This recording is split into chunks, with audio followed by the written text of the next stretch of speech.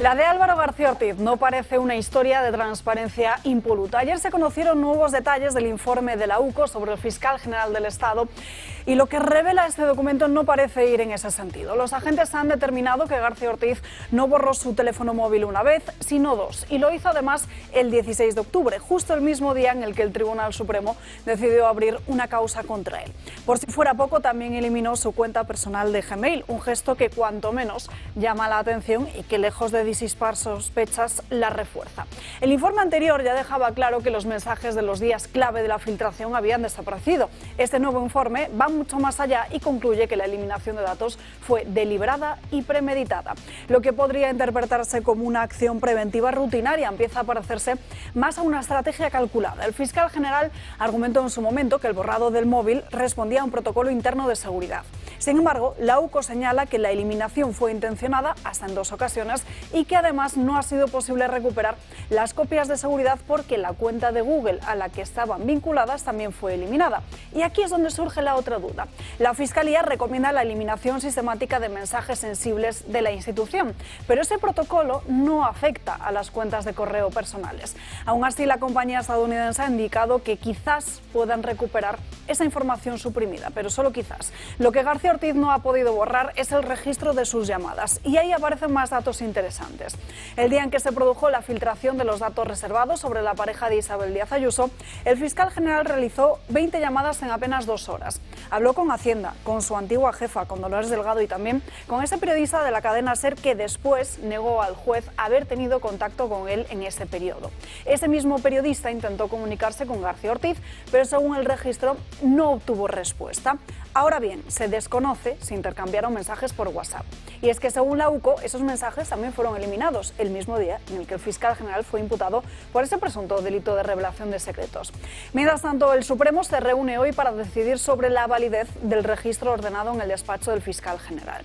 Esta parece ser la clave de la estrategia de defensa de García Ortiz, que ese registro sea declarado nulo para así solicitar la nulidad del procedimiento en su conjunto y alegar indefensión. Si la sala admite el recurso, el fiscal general pedirá que se anule el caso. Si no lo admite, recurrirá, atención, al Tribunal Constitucional. Y ahí las cosas cambian, porque en el Constitucional está Cándido Conde Pumpido, un magistrado que ha demostrado una notable predisposición a avalar decisiones que beneficien o cuenten con el respaldo del Gobierno. Si el recurso llega a sus manos, podríamos encontrarnos una vez más con el Constitucional enmendando la plana al Supremo. Un vodevil judicial en el que borrar huellas parece un arte que algunos practican con esmero, aunque el borrador nunca sea lo suficientemente grande como para tapar lo evidente.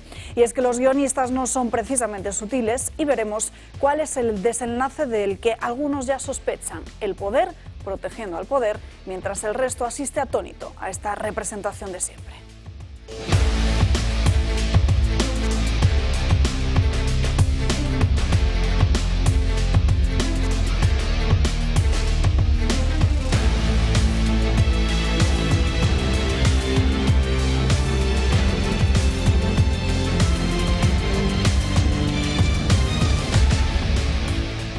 Muy buenos días, arrancamos este martes aquí en Dando Caña, día 11 de febrero, con muchísimos asuntos encima de la mesa. Ya saben que es martes de Consejo de Ministros también, hablaremos de ello enseguida en unos minutos y de otros muchos asuntos que marcan la agenda política del día, pero comenzamos como siempre con el comentario de Josep María Francas. Muy buenos días. Muy buenos días, pues hoy voy a trabajar con el síndrome del ajo.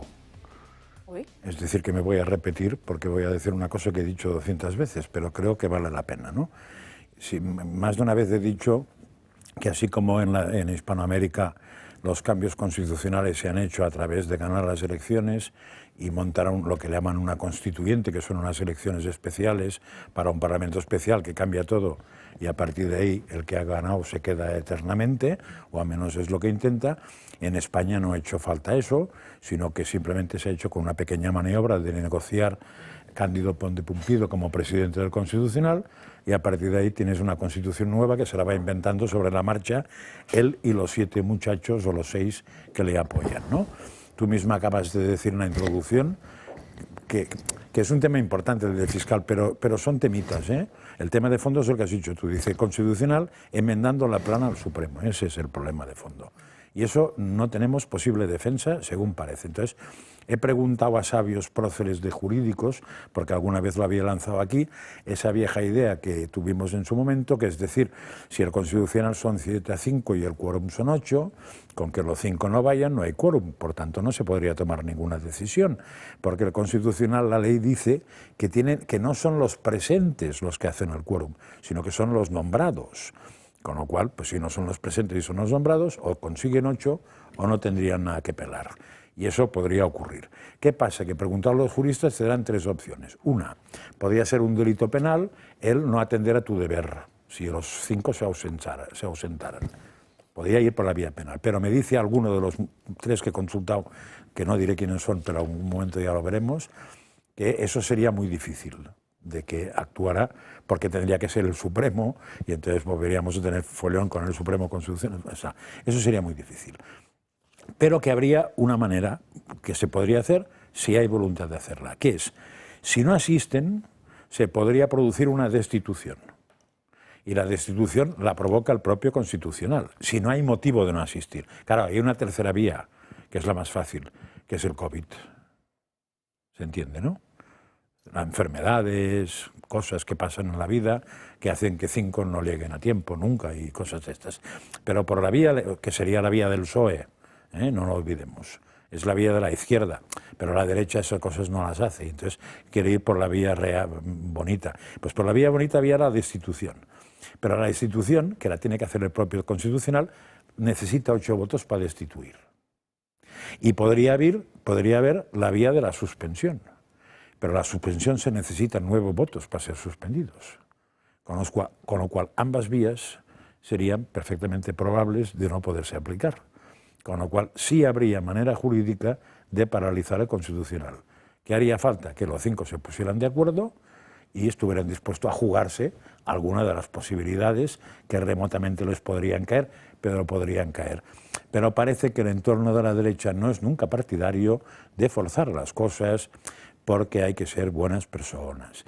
Y más bien... Tener un perfil institucional. Sí, querer mucho a la institución. Y más bien usar el síndrome de la otra mejilla, que también he explicado aquí, que es muy evangélico, en vez de usar lo de sacar a guarrazos a los mercaderes del templo, que es del mismo personaje en tal Jesucristo, y en el mismo libro que son los evangelios, usa los 2 síndromes. Cuando te juegas la vida del contrario, igual es bueno usar el de los mercaderes. Nos acompaña en esta mesa también Carmen Lobelle. Muy buenos días. Muy buenos días. Y también hablar Antonio... del Tribunal Constitucional en estos momentos nos lleva a hablar del deterioro del Estado y del deterioro de las instituciones. El presidente, un hombre que además fue fiscal general también en su tiempo. Son unos buenos días raros, pero perdóname, es que es indignante la actuación de Conde Pumpido. Y enseguida profundizaremos en ello. Antonio Burgueño, muy buenos días. Buenos días. Buenos días. Pues vamos, si os parece, con los primeros movimientos que se están produciendo en estos días en el plano político. En el día de ayer, os lo mostrábamos aquí en este programa en directo, esa rueda de prensa de Vox, a la que precedía una intervención ante los medios de José Antonio Fuster y también de Santiago Abascal por un movimiento que hacen dentro de la propia formación, el colocar a 12 nuevos portavoces nacionales. María Vallejo, muy buenos días. ¿Quiénes son esos 12 portavoces y cuáles son los temas clave? Muy buenos días, Salva. Pues Santiago Abascal anunció la nueva reestructuración de Vox con el nombramiento de 12 portavoces nacionales. Ellos se van a encargar de dirigir las políticas del partido en sectores como la economía o la sociedad. Al frente de la portavocía nacional de Vox se va a seguir encontrando a José Antonio Fuster, que actualmente también es presidente del partido en Madrid y diputado de la Asamblea. Él lleva siendo portavoz nacional desde marzo del año 2024. Al frente del Congreso seguirá estando Pepa Millán, que ocupa este cargo desde agosto del 2023. Antes fue senadora por Andalucía y asesora de esta formación en el Parlamento andaluz. Jorge Buxade va a ser el portavoz también del partido en Europa. Lleva como eurodiputado desde el año 2019 y fue además vicepresidente del Partido de los Conservadores y Reformistas Europeos. José María Figaredo, también diputado y secretario general del partido en el Congreso, será el que se encargue de la portavocía de Emergencia y Economía. Además, es presidente de Vox Asturias y desde su escaño ha luchado mucho contra las políticas sobre el calentamiento global, asegurando que estaban guiadas por la ideología y el fanatismo. El policía Samuel Vázquez seguirá al frente de la Portavocía de Seguridad e Inmigración, que es un cargo que ocupa desde septiembre del año pasado. Como portavoz del Trabajo y Campo se va a encontrar a Rodrigo Alonso, que es actualmente el secretario general del sindicato Solidaridad. Alberto Rodríguez Almeida también se une a esta lista como portavoz de Industria. Es diputada en el Congreso desde el año 2019 y otra diputada es Rocío de Mer, que es la nueva portavoz de Emergencia Demográfica y Políticas Sociales. Es conocida sobre todo por luchar por la ley ELA. Y al frente de la Agenda España va a estar Isabel Pérez Moñino, que también ocupa actualmente el cargo de portavoz del partido en la Asamblea de Madrid. En Vivienda va a estar Carlos Hernández Quero, diputado en el Congreso y nuevo miembro del Comité Ejecutivo Nacional. Otro nombre, Julia Calvet, que será la portavoz de Juventud. Actualmente es diputada en el Parlamento de Cataluña y expresidente de Sacabat. Y la última en esta lista es Ainhoa García, que es la nueva portavoz de Familia y Asuntos Locales, que también ejerce este cargo en el Ayuntamiento de Pozuelo de Alarcón. Todos estos perfiles, en palabra de José Antonio Fuster, portavoz nacional, corresponde, dice, a excelentes profesionales. Gracias, María. Estos son los 12 nuevos portavoces nacionales de la formación de Santiago Abascal. Unos nombramientos que en el día de ayer llamaban mucho la atención, pero que precisamente refuerzan al propio partido en un momento en el que algunos de esos temas son también las principales grandes preocupaciones entre los españoles. Francas, y sobre todo tienen ventaja. Una ventaja es que se acaba teniendo una voz por tema. No, ¿es importante? Claro, hay un tema por voz, que también es importante, con lo cual los mensajes no suelen ser contradictorios. Y la segunda, que no fías a la cabeza de uno el saber de todo, que en general esto, excepto los comentaristas que vivimos de eso sin saber de nada, el resto no es bueno que lo hagan, ¿no? Entonces, pues eso, yo recordé en su momento aquí, no hace mucho además, que cuando Aznar consiguió asaltar el poder, y es decir, Moncloa, tenía dos cosas. Una frase que sabíamos todos los españoles, españolas y españolitos, que era váyase señor González, la primera. Y la segunda es que en todos los debates aparecía gente de lo más raro, por ejemplo, una tal Celia Villalobos hablando de trabajo, pero siempre era Celia Villalobos hablando de trabajo, siempre era Rodrigo Rato hablando de economía, siempre era no sé quién hablando de no sé qué. O sea, tenía 6 o 7 que se llamaba en aquel momento Gobierno en la sombra, que machacaban de un tema, no paraban. Con eso incluso se consiguió ganar unas elecciones. El PP no ha hecho eso, curiosamente. Va por portavoces de temporada, que es una cosa nueva. Es decir, el sábado y el domingo que los líderes se van a no sé dónde se van, supongamos que a descansar, que es muy sano y muy tal, pues dejan a alguien que puede ser la chica esta de Castilla-León, o Esther Muñoz, o una chica de Madrid, que son encantadoras, que saben mucho, pero les toca hacer de todo, las pinan en plena calle y dicen, ¿qué ha pasado? Porque pues entonces, con eso, si haces lo de Vox, pareces incluso más serio. Antonio, ¿cómo lo ves tú? Pues creo reforzar la opinión de José María.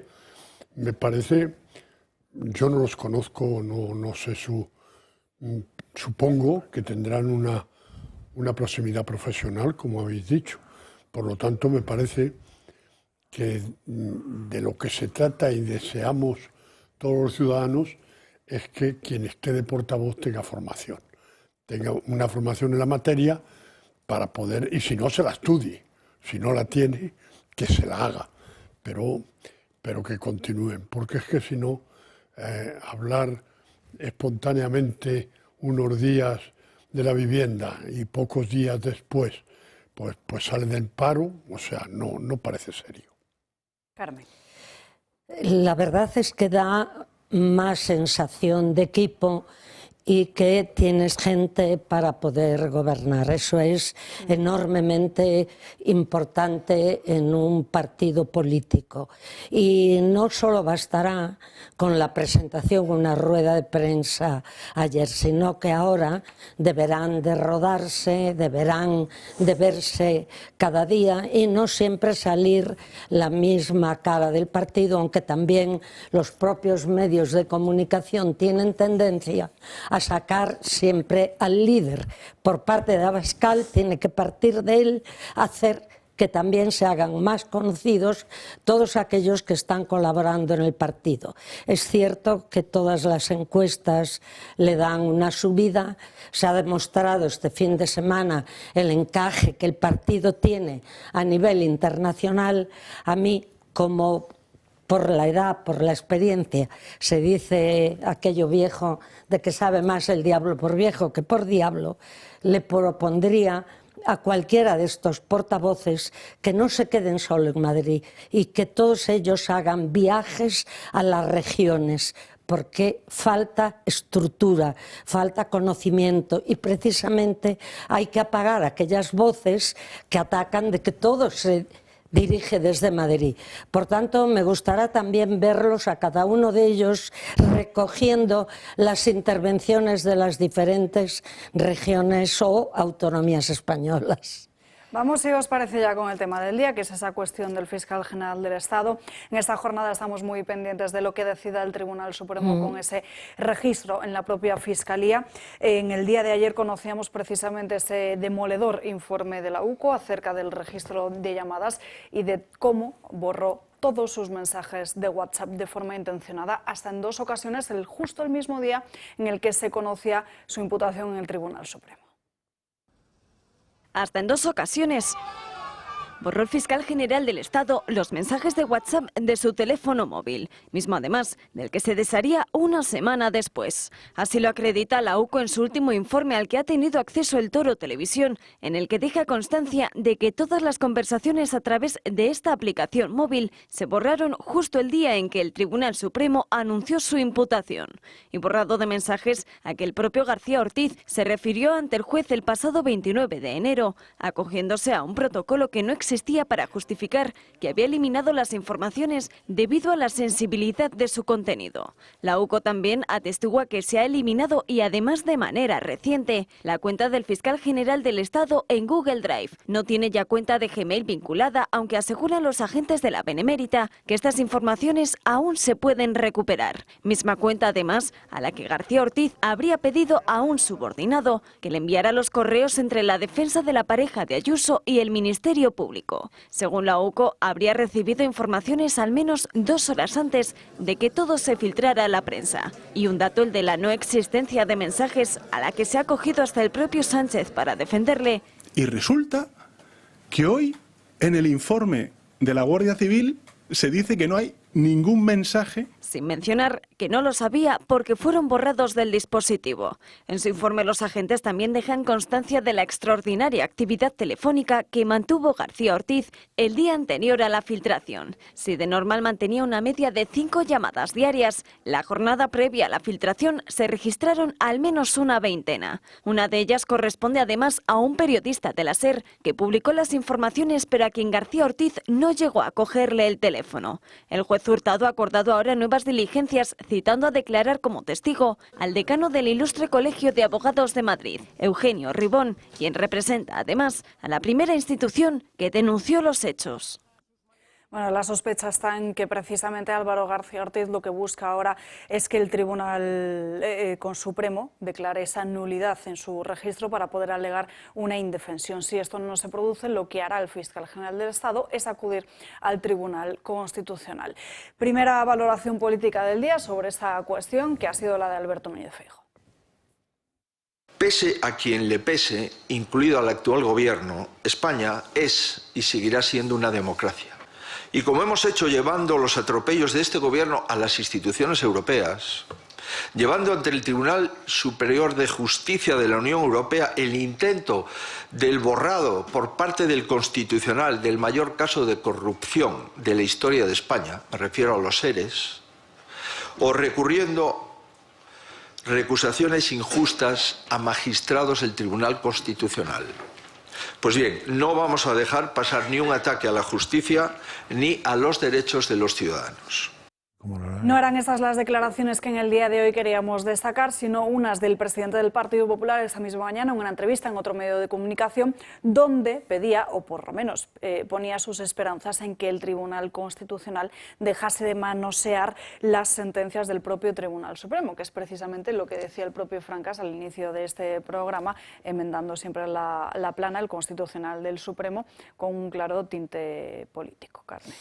La verdad es que la justicia tiene que respetar los derechos de todos los ciudadanos y el fiscal general es un ciudadano más, pero como ciudadano debería de ser tratado, porque ahora los recursos que se van a ver, ahí tienen mucho que ver Fiscalía, la fiscal y la Abogacía del Estado, con lo cual no es un posible juicio o una instrucción de un expediente judicial como el de cualquier otro ciudadano español, porque no cabe duda que están debajo de él, porque es jerarquizada la figura de la Fiscalía General y por tanto él manda.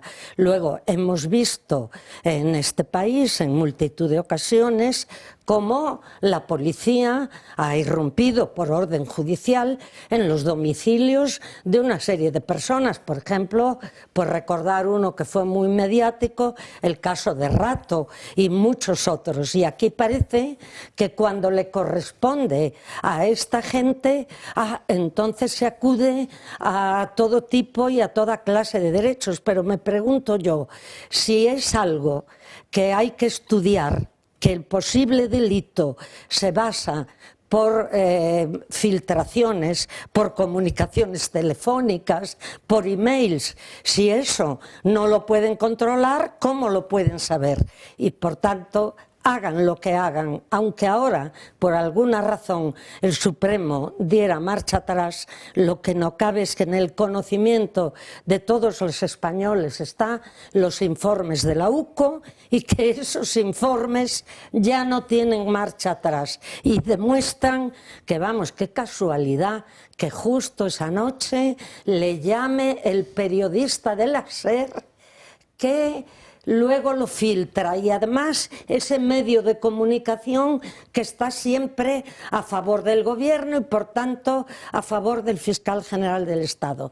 Yo recomendaría a las gentes, que son muchas, que ven este programa, que busquen una carta que el ex magistrado, que hoy ejerce de abogado magistrado en la Audiencia Nacional, Gómez de Liaño, escribió directamente al presidente del Tribunal Constitucional, donde le dice que manchar la toga en el barro del camino para defender siempre al presidente, para defender siempre a este gobierno, ¿qué le va a deparar el día de mañana? Incluso apela en esa carta a que él es hijo de magistrado, el fiscal, el actual presidente Conde Pumpido, como también es hijo de magistrado Gómez de Liaño. Los magistrados padres eran más o menos de la misma generación, gente seria y responsable, y la carta es tan dura y procede de una persona que tiene tantos conocimientos de la justicia, con una experiencia y una buena trayectoria avalada, que es muy importante que se atreva a dirigir una carta públicamente si no tuviera razones. La verdad es que Conde Pumpido, y lo siento, yo lo conozco personalmente, por circunstancias de la vida, estuvo de suplente en el juzgado de Berín un tiempo, era yo alcaldesa en ese momento. No lo reconozco, no lo reconozco, es imposible y desde luego no se puede evaluar el daño que está haciendo a la democracia de este país. Antonio. Bueno, yo dije el mismo día que aquí contemplamos la declaración del fiscal en el juzgado de que se quedó mudo, que ese día debería haber renunciado,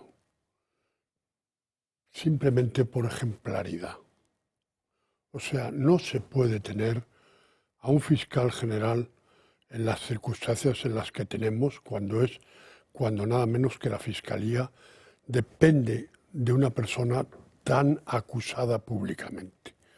Yo creo que el juego es que no dimita, el juego es mantener a todos los españoles en esta situación de incertidumbre porque mantiene muy tenso la política nacional y se habla de esto y no de otras cosas. Por lo tanto, ya sabemos cuál es la táctica. Por lo tanto, esto nos puede llevar a mayo perfectamente o casi al verano y de una forma enfría otros temas mucho más graves personalmente. Aunque personalmente no le importe nada al presidente quedar como la autoridad desnuda ante su declaración de que, hombre, que ahora resulta que no hay mensajes, o sea, no hay nada. Y resulta que la autoridad policial, que la policía dice nada menos que es que se han borrado. Por lo tanto, o sea, aquí la vergüenza ya no se tiene. La situación es de un gobierno que no le importa solo mantener la situación y que los ciudadanos seamos tontos y que mantengamos y llevemos los debates por donde ellos quieren que los llevamos. Este señor está absolutamente crisado ya. Este señor está absolutamente descalificado. Es que lo que habéis dicho ya está claro, o sea, está más quemado que la pipa de un indio. Lo que pasa es que ahora mismo está quemando una institución, a Sánchez le importa un pimiento, y él como persona no sé cómo quedará, pero como profesional quedará por el arrastre, ¿no? Es decir, es un muñeco de trapo, tiene un nombre eso, pero no me sale la palabra. Cuando en televisión queman a alguien que ya no sirve para nada, tiene un nombre, pero no me sale. Pero está claro. A ver, ¿por qué? Lo que nos podíamos preguntar, pero eso se hace la maelucubración, es porque este hombre está dispuesto a echar por tierra todo su bagaje profesional por aguantar eso. O primero por haber hecho eso y después por aguantar, porque cuanto más aguantas más palos recibirás. Entonces ahí cabe la imaginación al poder, que eso fue muy francés en el mayo de hace unos años. Pero hay quien piensa que porque detrás de todo lo que ha borrado, la figura que aparece es más importante que él, no precisamente más baja que él, y que esta figura es la que hay que mantener. ¿Qué premio le dará esa figura, que todos pensamos en la misma, pero que tampoco hace falta decirla? ¿Qué premio le otorgará a esta figura cuando este señor no le quede más remedio porque pase por el juzgado o por lo que sea? Pues retirarse. Pues hombre, supongo que el tal fiscal general espera que el premio sea copioso. Yo creo que dará un premio que es un escupinajo. Lo veremos. En fin, nos vamos a ir a la primera pausa de publicidad del día de hoy, apenas unos minutos en los que les invitamos a que se apunten a la próxima actividad del Club de Amigos, que es, como les he venido diciendo en estos últimos días, el lunes 24 de febrero, el último lunes de mes. Ahí el Club de Amigos se va a ir a callejear por Madrid, en este caso por el barrio de las Letras del Parnaso de los Comediantes. Nos va a acompañar en esta visita de 2 horas el guía Javier Sardón. Vamos a ver el Paseo del Prado, la Basílica de Jesús de Medinaceli, vamos a subir por la señorial carrera de San Jerónimo hasta llegar a la Plaza Canalejas. Nos vamos a perder por los callejones del barrio para hablar de sus tascas, de sus tabernas, de sus pastelerías y sus antiguos corrales de comedias. Así vamos a alcanzar la Plaza de Santa Ana, la calle Huertas, las calles de los más famosos literatos españoles de nuestro siglo de oro, finalizando en la Puerta del Rey del Jardín Botánico.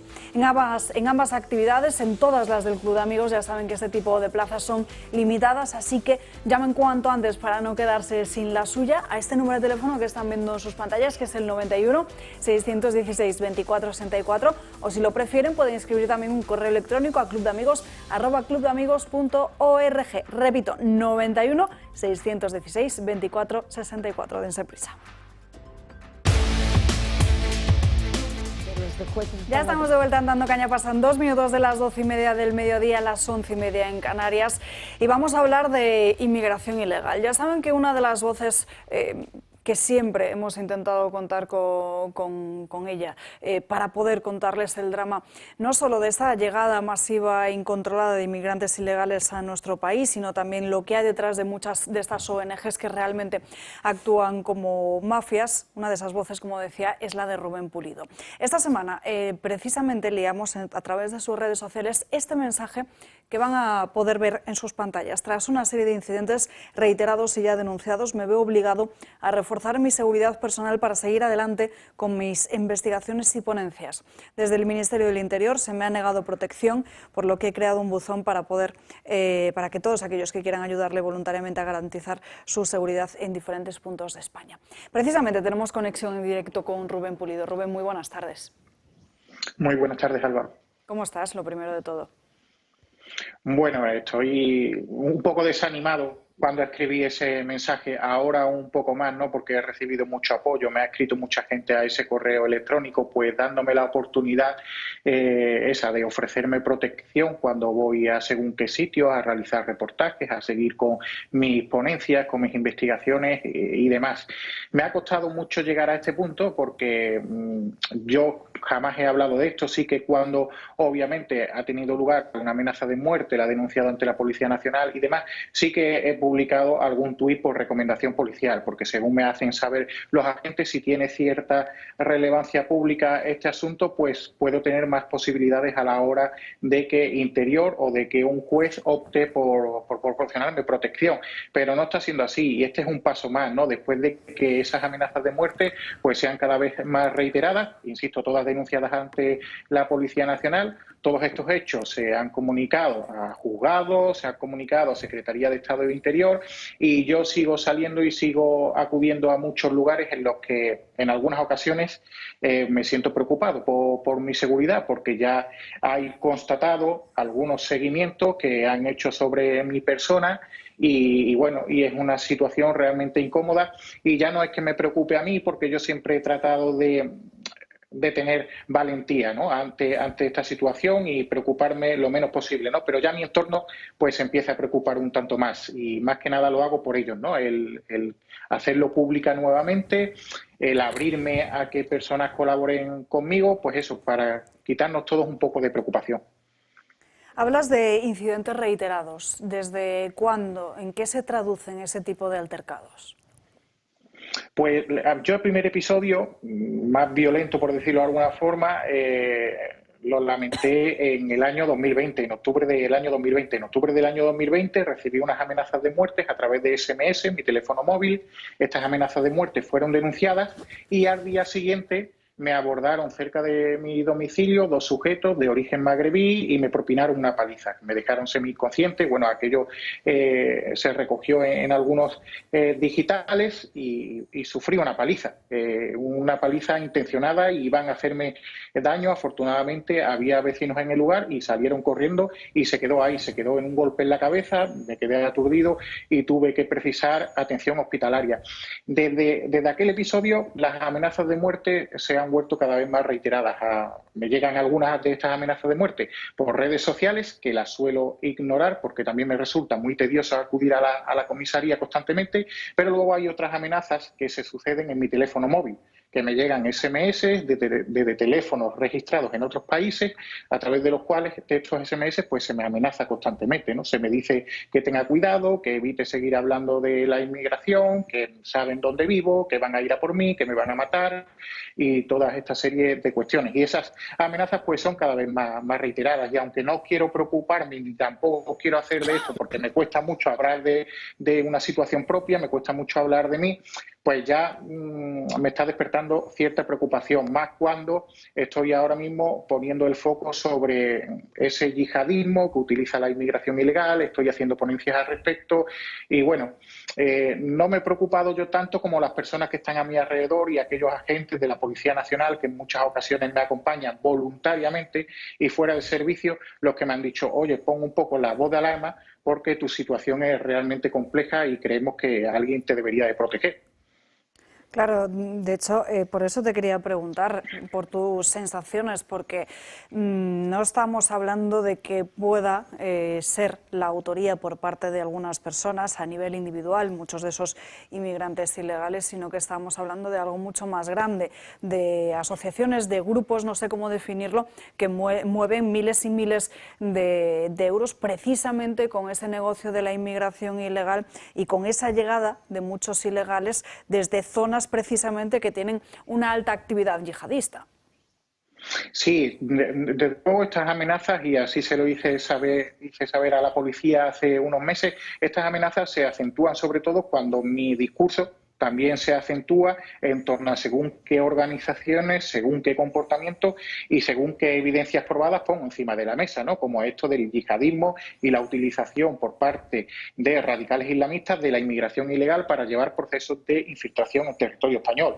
Esto está pasando y esto lo vengo denunciando yo con un poco más de notoriedad desde hace unos meses. También estuve el año pasado, durante el verano, estuve señalando fuertemente a ciertas organizaciones humanitarias porque estaban llevando a cabo comportamientos irregulares en el Mediterráneo central. Realicé monitorizaciones marítimas y señalé estas monitorizaciones marítimas. Pues bueno, pues fue en agosto cuando me llegaron hasta 3 amenazas de muerte durante el verano del año pasado que fueron denunciadas ante la Policía Nacional. Sí que hay una relación directa de cuando tengo una mayor relevancia pública o cuando apunto a según qué direcciones. Es una cuestión que también se la ha hecho saber a la Policía Nacional y en una de las últimas denuncias, de hecho, he señalado a organizaciones concretas, ¿no? Ya lo que el juez pueda sacar de ahí, pues lo veré durante los próximos meses, ¿no? Porque es una cuestión que en estos momentos estas últimas amenazas se están investigando.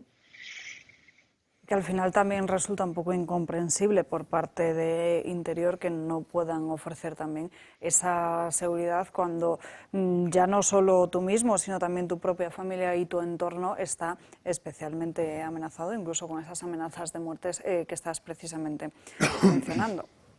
Yo tuve que suspender poco después de esas amenazas de muerte por recomendación policial de agentes que están llevando parte de la investigación. Yo tuve que suspender una ponencia que iba a tener en verano porque, mira, me dijeron, esto está muy reciente, sabemos lo que te sucedió en el año 2020, te recomendamos que esta ponencia en concreto, que se había anunciado a través de redes sociales y a través de un cartel y demás, me recomendaron que la suspendiese en ese instante. Ahora tengo algunas agendadas próximamente, pero lo que sí quiero hacer es tener cierta protección, cierta seguridad, que al menos se sepa públicamente que estoy tratando de protegerme. Ya si se crea un efecto disuasorio a eso, pues mejor, ¿no? Pero eso, que de alguna forma yo también me sienta seguro, aquellas personas que organizan las ponencias se sientan seguros, mi familia esté menos preocupada y, bueno, que pueda hacer mi trabajo con normalidad. Al final yo lo que quiero es hacer mi trabajo con normalidad y todo esto lo hago siguiendo una serie de recomendaciones y también ante un poco de desesperación, ¿no?, de no poder desarrollar mi labor con esa normalidad, ¿no? Me resulta realmente incómodo y fue ese post que puse el otro día, pues eso fue fruto un poco de un hartazgo, ¿no?, de esta situación y de que nadie me proporcione una solución, porque he llegado a ir a sitios en los cuales me he comunicado con delegación de gobierno y no he tenido ningún tipo de respuesta. Al final, como he dicho anteriormente, he tenido que tirar de agentes de la Policía Nacional que colaboran conmigo y que fuera de servicio o han cambiado un turno para poder estar conmigo y para poder acompañarme en un momento dado. Y con esto quiero también que me permitáis pues darle las gracias, ¿no?, a todo ese tipo de personas, porque en estos días se han puesto en contacto conmigo militares, vigilantes de seguridad, agentes de las fuerzas y cuerpos de seguridad del Estado de diferentes puntos de España que me han ofrecido su protección y hay mucha gente colaborando conmigo de una u otra forma y quiero aprovechar este directo pues para darles a todos las gracias y para daros las gracias a vosotros también por haceros eco de esto. Desde luego, Rubén, esperamos que esta llamada por lo menos sirva para visibilizar el problema y también los riesgos precisamente a los que te has expuesto durante todos estos años por denunciar lo que nadie más en nuestro país hacía con información de primera mano o incluso con ese análisis que no solo hacías en la Gaceta, sino también a través de tus redes sociales, con una información siempre muy certera y que además, como decimos, que nadie más precisamente ponía el foco sobre ello. Esperamos que esta llamada sirva para algo y sobre todo que tú y que tu familia podáis estar y sentiros seguros. Muchísimas gracias, Alba. Un fuerte abrazo. Un abrazo, Rubén. Adiós. Estos son los riesgos, estamos viendo, de esa inmigración. Claro, me sonaba lo que explicaba él a lo de la Dana, ¿no? ¿En qué sentido? En que la policía tenía que ir fuera de horas y sin uniforme, sí. En que algunos militares se fueron sin permiso y sin uniforme. O sea, el factor común de los dos casos me parece que es muy parecido, que se puede llamar Sánchez barra Marlaska. Lógicamente, el pobre Rubén, el apoyo que va a tener por parte del Ministerio de Interior será el mismo que tendría yo por parte de Stalin, ¿no? Que es ninguno, porque justo lo que está denunciando es al Ministerio del Interior y en este país, según qué políticos, no aceptan que nadie se les enfrente.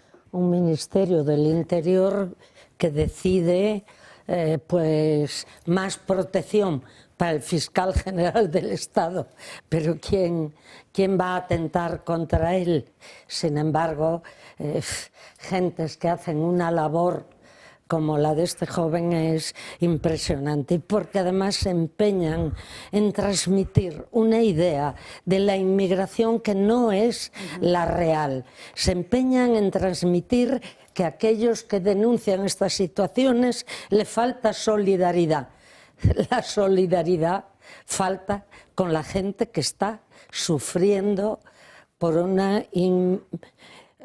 Es que se puede llamar a eso inmigración, y que haya asociaciones, ONGs que están viviendo de eso y que reciban subvenciones tan enormes. ¿Nos podemos entonces fiar de los informes o de lo que hacen quienes viven de esa situación? Pero que se lo pregunten, claro, a muchos canarios y a mucha otra gente que no pueden salir de sus casas, o lo absurdo de decir, bueno, no, si es que los vamos a cuidar es que los metas un tiempo en un hotel, que ese hotel quede destrozado, o que los metas, pues es verdaderamente un problema gravísimo. Estremecedor el testimonio de Rubén Pulido. Vamos a seguir hablando de la inmigración ilegal, porque en los últimos días uno de los temas ha estado precisamente en cómo desde el Gobierno se iba a articular esa cesión de las competencias migratorias precisamente a Cataluña. Hoy ABC, la portada de ABC, va precisamente en este sentido, de cómo el Ejecutivo está ofreciendo a los de Junts replicar el modelo bávaro. El modelo bávaro se estableció en el año 2018, por él se fijan a través de ciertos controles puntuales, que son los que podría tener Cataluña para esa expulsión de algunos de esos inmigrantes ilegales. Sin embargo, el propio Tribunal Constitucional de Alemania lo rechazó en su día, esa expulsión. Lo que se mantiene ahora es un modelo de custodia compartida, una coordinación entre ambas policías, la regional bávara y la federal. Es la federal quien tiene o quien es la última responsable precisamente de esos controles, pero ese modelo bávaro precisamente para las fronteras sería la opción que está encima de la mesa del propio Ejecutivo de Pedro Sánchez para poder contentar a los de Junts, Antonio.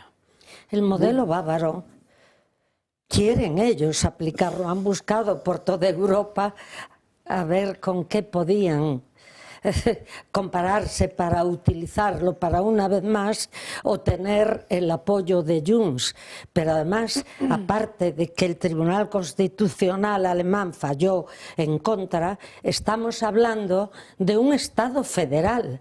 Pero nuestro Estado es el Estado de las autonomías, no tiene nada que ver Cataluña con Baviera, y desde luego que está clarísimo en nuestra Constitución que las fronteras es una cuestión del Estado, es el artículo 149 de la Constitución, que señala las competencias exclusivas del Estado, y entre ellas está la nacionalidad, la inmigración, extranjería y el derecho de asilo. Con lo cual, una vez más, y pensando que si vamos al Tribunal Constitucional el señor Conde Pumpido les va a ayudar y les va a favorecer, se van a saltar la Constitución y se la saltan además para un beneficio propio, para continuar de presidente el señor Sánchez. Por lo tanto,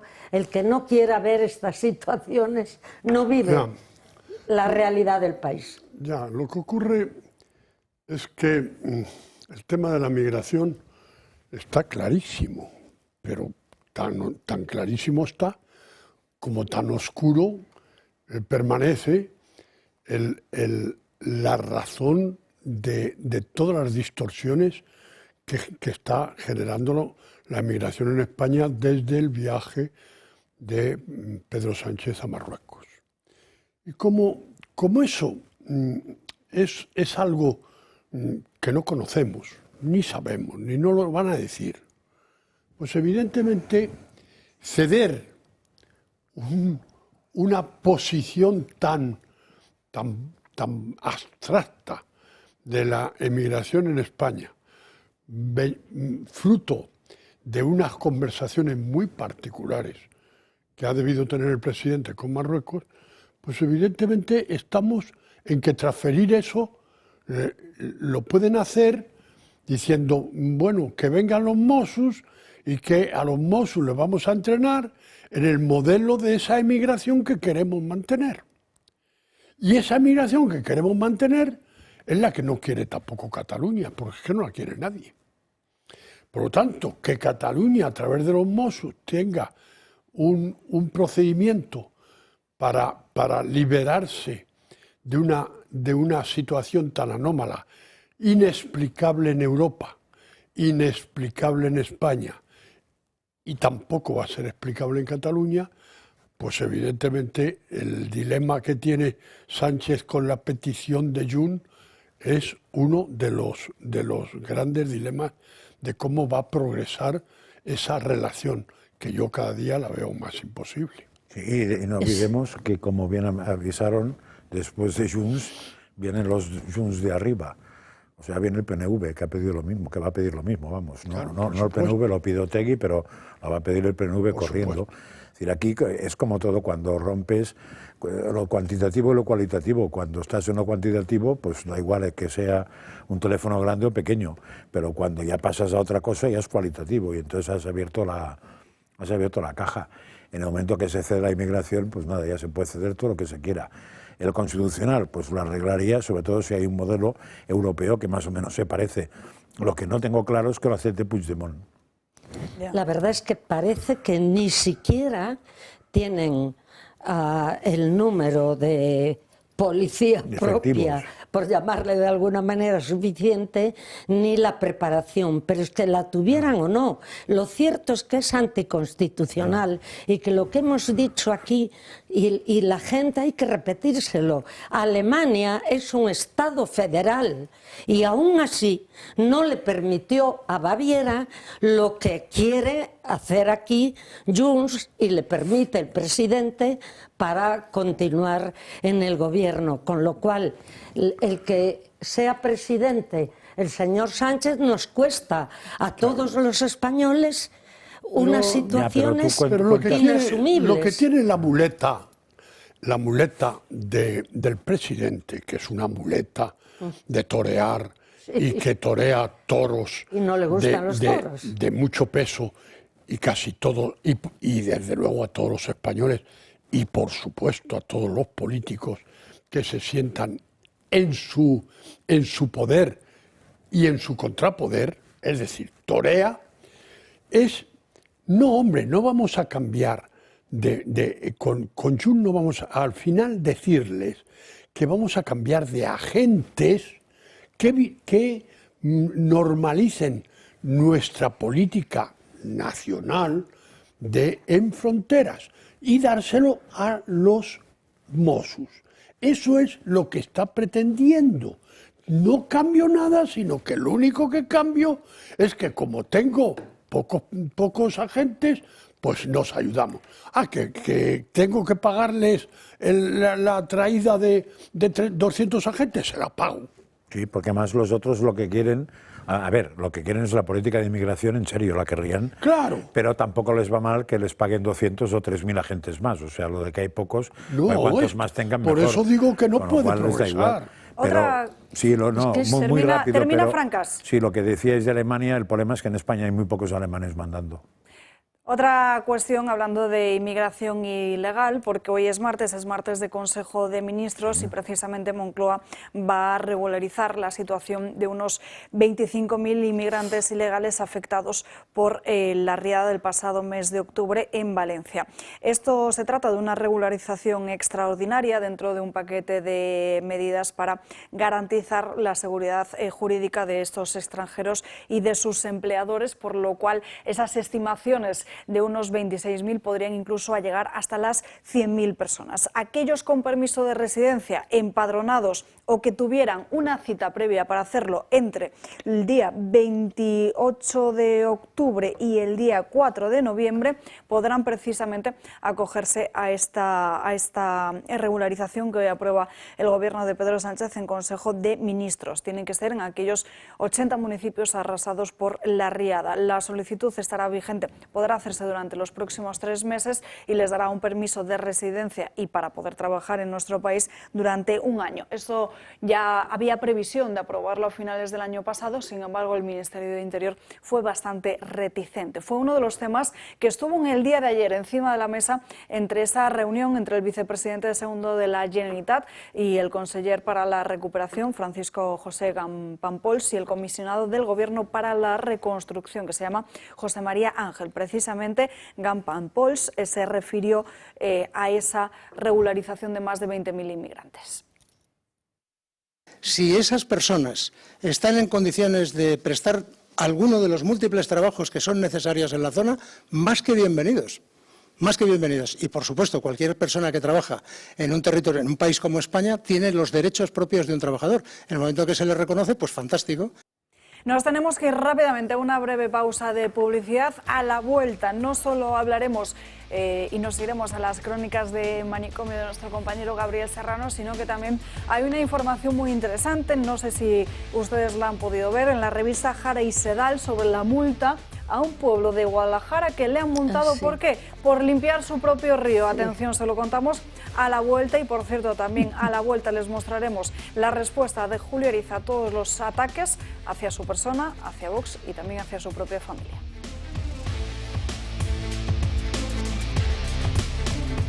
Ya estamos de vuelta en Dando Caña, nos acercamos a la 1 en punto de la tarde. Enseguida nos iremos también al Consejo de Ministros que se está celebrando en estos momentos, una rueda de prensa en la que, por cierto, se confirma esa subida del salario mínimo interprofesional, pero ojo, porque Moncloa se la ha vuelto a colar a Yolanda Díaz y con esa subida del... Vamos, todos aquellos perceptores de esa subida del salario mínimo interprofesional tendrán que tributar el IRPF. Enseguida hablaremos de ello. Antes nos vamos con las crónicas de manicomio de Gabriel Serrano. Gaby, muy buenas tardes. Muy buenas tardes, Salva. Se está hablando mucho del fútbol femenino. De hecho, ahora Luis Rubiales está declarando ante el juez por esa supuesta agresión sexual, por ese beso no consentido a Jenny Hermoso. Pero es que ha habido más. Este fin de semana en la Liga Femenina se enfrentaban el Español contra el Fútbol Club Barcelona. Ya empezamos. Y en un lance del partido ocurrió una cosa que vamos a ver ahora en pantalla, que es un tocamiento. En este lance, pues una jugadora del Fútbol Club Barcelona, Mapi León, se acerca a Daniel Caracas, jugadora colombiana del Español, y le toca pues en sus partes íntimas con la mano y se puede leer supuestamente en los labios. Le pregunta si tiene miembro varonil, digamos. Ella lo ha negado. Entonces, esto fue en el partido y el revuelo se produjo justo después, cuando Daniela Caracas denunció lo que había ocurrido, esta supuesta agresión. Y en el Español sacó un comunicado, nada más terminar, que decía que quería mostrar el total descontento y condena a los hechos que tuvieron lugar el pasado domingo en el partido. Dice: María Pilar León, conocida en el fútbol como Mapi, en medio de un forcejeo con nuestra futbolista Daniela Caracas, realizó un gesto que vulnera la intimidad de nuestra jugadora. Si bien Caracas en el momento no pudo reaccionar a causa del impacto que le causó la situación, también el Español dice que no reaccionó porque eso podría haber provocado una pelea, una sanción, una expulsión. Dice que posteriormente, al asimilar lo sucedido, tomó conciencia de la gravedad del gesto, pero optó por no reaccionar airadamente. Y además dice que se suma la lamentable reacción en redes sociales donde nuestra jugadora ha sido objeto de insultos por parte de centenares de perfiles. Es verdad que en Twitter Daniela Caracas debido a esta imagen que hemos visto, pues en redes sociales los usuarios, en este caso en X, han empezado a meterse con ella y a su orientación y si tiene miembros, si no tiene miembros, bueno. Y dicen que desde El Español van a defender a su jugadora y van a condenar cualquier acto que atente contra la integridad de las futbolistas en el campo y ellas, en este caso en El Español, expresa el rechazo a cualquier forma de violencia, ya sea física o verbal, en el mundo del fútbol. Claro, de primeras en el partido no hubo polémica, se surgió a raíz de que en perfiles de redes sociales se hicieron eco de lo que había dicho Daniela Caracas a su equipo, en este caso al Español, al equipo femenino, y a raíz de ahí hubo un silencio del Fútbol Club Barcelona. De hecho, el Fútbol Club Barcelona borró un tuit en el que aparecía Mapi León con 2 dedos haciendo así y con el emoji de los 2 dedos. Esa imagen ya ha sido eliminada. Y tras varias horas de este silencio informativo, el Fútbol Club Barcelona y Mapi León han sacado un comunicado que vamos a ver lo que dicen, que dice que en ningún momento vulneré ni tuve la intención de vulnerar la intimidad de mi compañera de profesión, Daniela Caracas. En las imágenes se aprecia que es un lance del juego en el que ella me choca intencionadamente y yo le toco la pierna diciéndole como reacción a dicho encontronazo: ¿qué te pasa? Y dice que en ningún caso se me pasaría por la cabeza tocar partes íntimas de ninguna de mis compañeras, va en contra de mis principios y no lo haré nunca. Esta ha sido la excusa, bueno, su posición en este caso, del Fútbol Club Barcelona y de la jugadora, que evidentemente no ha calado mucho y no ha sido creída por parte de los aficionados del fútbol en el lance, cuando ella dice que en ningún momento reconoce los hechos, básicamente, ni pide perdón. Y cuando uno lee los labios, pues no parece que diga qué te pasa, pero bueno, ahí está la presunción y ella misma condena el acoso que al parecer viene sufriendo Daniela en las redes sociales, lo que he mencionado antes. Y luego Dolors Ribalta, que es la encargada del fútbol femenino en Español, ha concedido diferentes entrevistas en diferentes medios de comunicación diciendo que el club va a poner a disposición de Daniela todos los medios que necesite para llevar a buen puerto esta situación, y dice que el camino que decida nuestra jugadora, pues ellos van a emprender. Claro, esto surge justo cuando está en pleno juicio de Luis Rubiales, pero en este caso yo no me quiero meter si la sentencia que haya hecho Luis Rubiales, si agredió o no agredió, pero claro, yo quiero analizar un poco el cómo se ha llevado el caso, el de Luis Rubiales, a cómo se ha llevado este caso. Que por un lado ha habido un silencio, que no simplemente ha dicho, oye, Mapi León nunca ha podido hacer eso, es inviable. En el caso que ocurrió en el Mundial Femenino es totalmente lo contrario. Se fue directamente a por él cuando las primeras horas nadie denunció.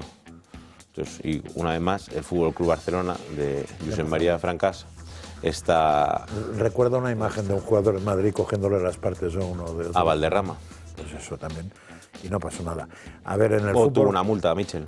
No, o sea, en el fútbol profesional esto pasa continuamente en todos los córneres, lo cual no quiere decir que esté bien. Y la diferencia que hay entre este caso y el otro es evidente. No es una diferencia cualitativa, es una diferencia de imagen. Cuando lo haces en público delante de la princesa y de no sé qué, no sé cuántos, pues o te aplauden o te machacan. Si lo haces en un campo de fútbol es otra cosa. Que la moralidad del tema puede ser la misma, no lo dudo. Que hagan lo que tengan que hacer, el que corresponda que lo tenga que hacer, pero que hay una diferencia en la publicidad de uno y otro, porque esto si no llega a ser que alguien lo ha metido en redes sociales, ni el árbitro se enteró ni nadie se había enterado. Con lo cual es lo mismo el acto, pero no es lo mismo la eficacia, entre comillas, del acto. Pues es tan repudiable esto como el otro. Probablemente en este caso se repudiará muy por debajo de lo que debería y en el otro se va a repudiar muy por encima de lo que debería. Pero esto es una justicia. Claro, mucha gente está denunciando. Más que la justicia, la prensa de este país que ayuda mucho. Están denunciando que en el fútbol masculino esto ocurre todos los días, en faltas, etcétera. Pero claro, yo también quiero lo que estamos hablando, que no significa que esto esté bien hecho. Por eso.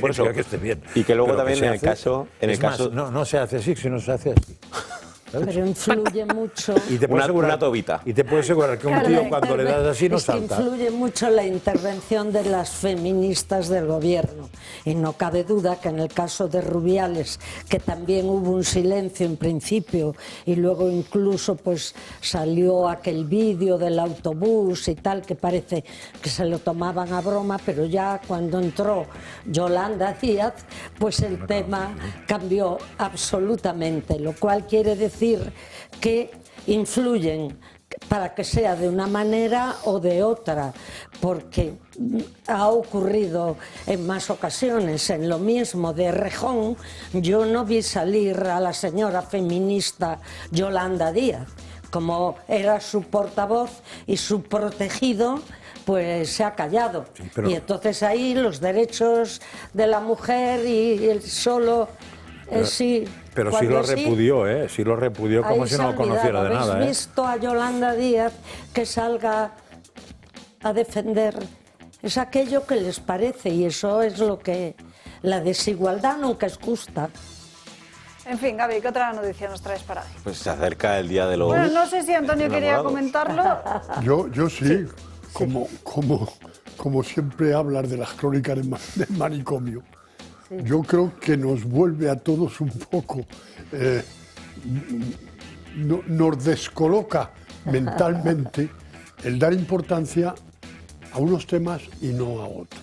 Claro. El señor presidente, no sé qué era, si era presidente de la fútbol, debió salir inmediatamente después de estar ante todo el mundo, no delante de la reina, ante todo el mundo, sí, con esa grosería. O sea, eso es inmediato, eso es lo lógico, eso es lo razonable. Las tontadas después, eso es una tontada, o sea, la estructura mental, la importancia que tienen las cosas, lo educativo o no educativo, yo creo que está en que ese señor debía de haber desaparecido del fútbol por impresentable. Eso no, y ya está. Ahora, las crónicas ahí de cuál fue el efecto del beso y en qué condiciones se dio un beso. Hombre, pero el presidente del gobierno, como es para meterse con la justicia, salió ahora hablando mal y metiéndose con la forma de interrogar el juez a la denunciante de Errejón, que no sé, no me acuerdo ni el nombre de esta señora. Pero aquí lo que le interesaba a Sánchez era meterse con la forma de interrogar al juez. Vamos ya con la siguiente noticia que nos ha traído Gaby. Hay una frase que quiero decir, que es: el fútbol es lo más importante de lo menos importante. Así que, y además, si uno sigue los colores azulgrana, pues no quiero decir los problemas en los que se mete. Pero bueno, voy a saltar rápidamente para no dar la voz a José María Francas. Se acerca el Día de los Enamorados, ¿no? Sí, este viernes. Un día muy bonito. Lo típico, ¿no? Todos los días son bonitos para dedicar a tu pareja. Bueno, es que del amor puede ir al despecho y del despecho puede ir a una moción de censura. Sí. Porque vamos a hablar de, en Montefrío, una localidad de Granada, se ha celebrado un pleno en el ayuntamiento. Montefrío es una localidad de algo de más de 5.000 habitantes y se va a cambiar el alcalde ahora mismo. Antes estaba Comprometidos con Montefrío, que gobernaba con el Partido Popular. Pues bien, ha habido una ruptura entre dos ediles del Partido Popular y uno de ellos, supuestamente por despecho... Ruptura sentimental. ¿Eh? Ruptura sentimental. Ruptura sentimental, sí. Primero había una alianza política, luego se convirtió en una alianza sentimental, pues dos ediles del Partido Popular han roto. Y se ha presentado una moción de censura que ha ganado el Partido Socialista, era la alcaldesa, es la que va a dirigir Montefrío, y él, Joaquín, que se llama el edil del PP, que lo había dejado con su novia Natividad, ha dicho: oye, pues yo voy a apoyar la moción de censura al Partido Socialista. Y ahora se está viendo, oye, los motivos que le han llevado a ello. No sabemos si es por motivos políticos o por motivos de corazón. Claro, igual la gente comparte cama, pero no comparte ideología ni partido político. Él dice que es un acto de despecho, aseguran fuentes del Partido Popular, que intentaron echarle antes, pero eso no ha llevado a que no votara en la moción de censura, y el PSOE ha asegurado que se debe a una situación de desgobierno, que no hay nada detrás y no tiene nada que ver con el desamor.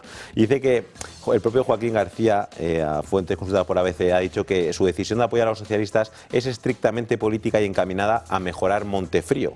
Dice, no hay cuestiones personales, sino un interés en trabajar sin rencillas y hacer un esfuerzo conjunto que la ciudadanía entenderá, porque lo verá como un cambio necesario.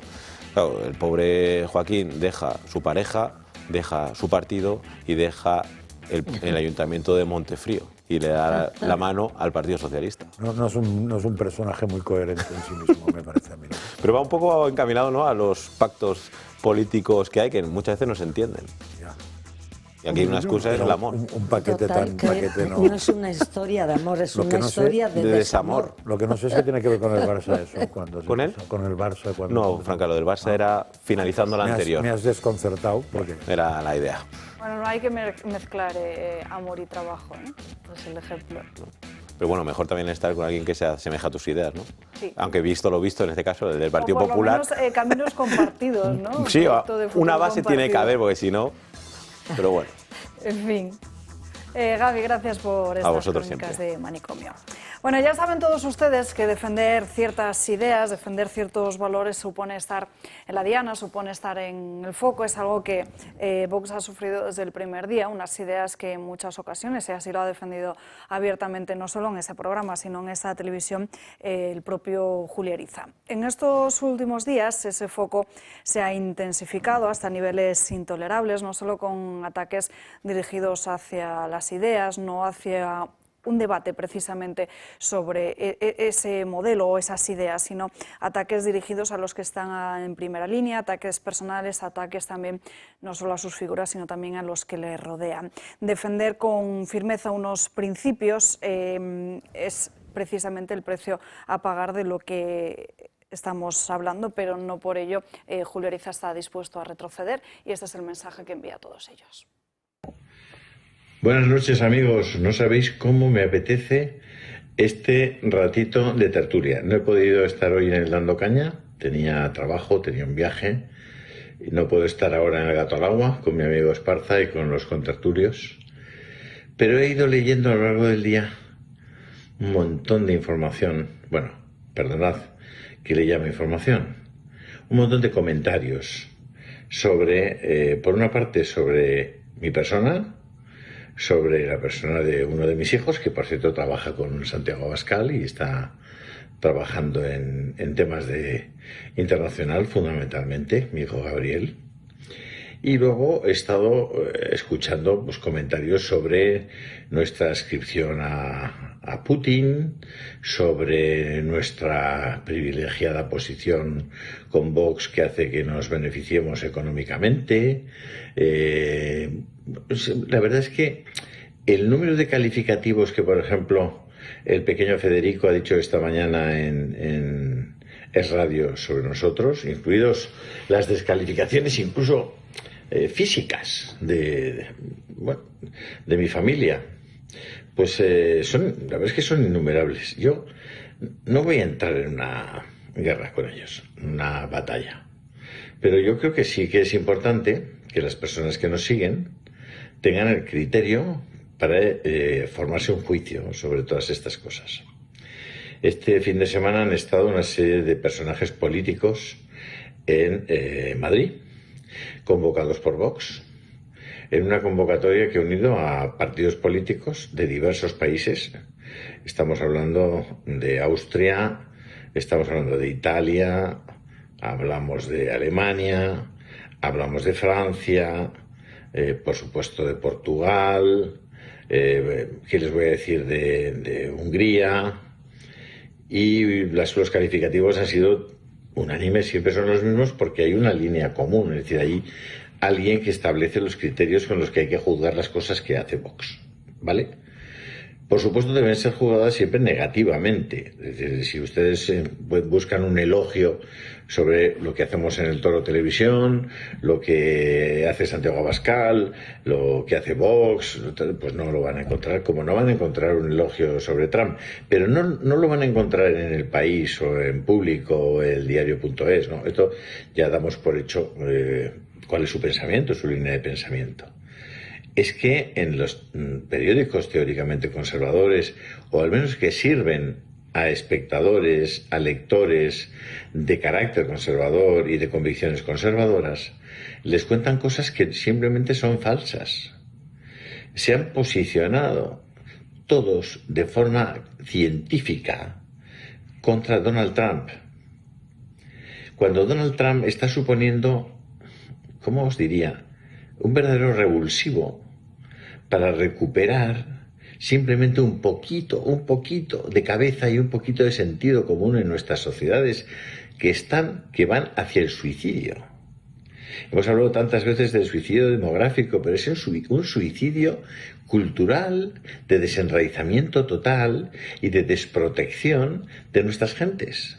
Es decir, estamos regidos por políticos que están trabajando más por los ciudadanos de lugares absolutamente lejanos que nada tienen que ver con la responsabilidad que teóricamente se les atribuye a esos políticos.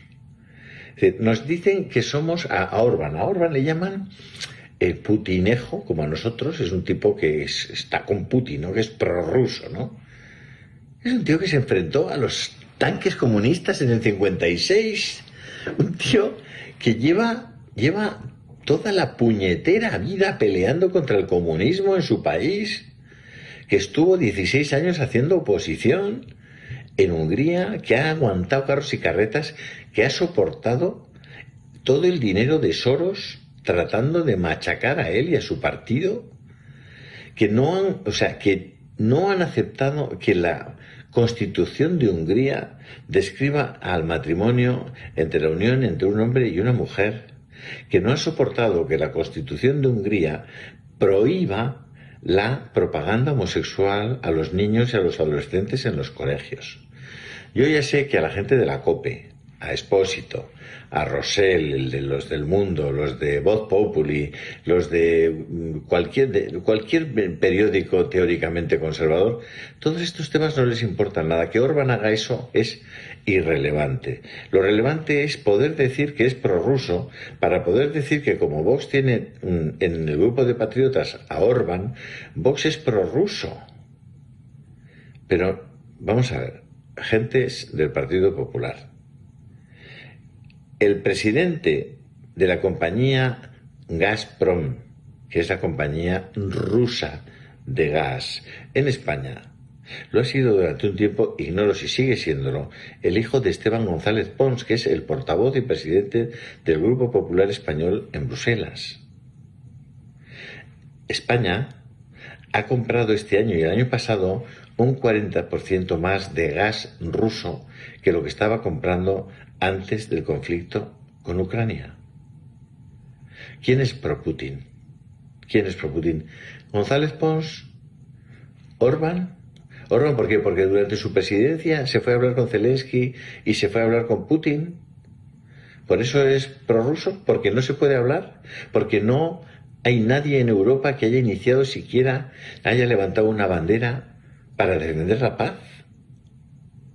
¿De verdad sois capaces de sostener seriamente que Orbán es prorruso porque no tiene ninguna capacidad de obtener energía para su pueblo y ha recurrido a la diplomacia para tratar de contener y mantener un equilibrio que le permitiera que no le pase lo que le ha pasado a Alemania, y es que está cerrando sus fábricas, están pasando frío sus habitantes, 2 años llevan en recesión Alemania, sin contar los problemas de inmigración? ¿Qué pasa? Que Orbán, que no ha permitido pasar inmigrantes ilegales por su territorio, eso a los de la COPE, a los de Voz Populi, a los del Mundo, a los del ABC, no os gusta.